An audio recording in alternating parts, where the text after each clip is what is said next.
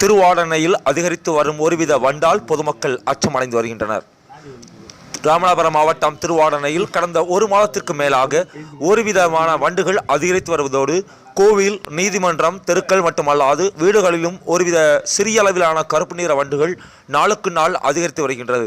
இதனால் பொதுமக்களிடையே பெரும் அச்சத்தை ஏற்படுத்தியுள்ளது.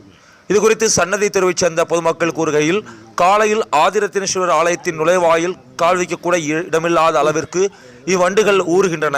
மேலும் தெருக்களில் மட்டுமல்லாது வீடுகளில் இரவு நேரங்களில் அதிக அளவில் தென்படுகிறது.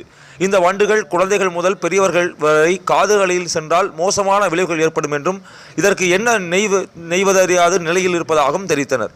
அதேபோல் வழக்கறிஞர்கள் தெரிவிக்கையில், சமீப காலமாக இந்த அரிய வண்டுகள் எங்கிருந்து வந்தது என்றே தெரியவில்லை. முதலில் நீதிமன்ற படிகளின் கீழ் வரிசையாக இருந்தது. பின்னர் நாளுக்கு நாள் அதிகரித்து நீதிமன்ற அலுவலகத்திற்குள்ளேயே வந்துவிட்டதாகவும் அவர் குற்றம் சாட்டினர்.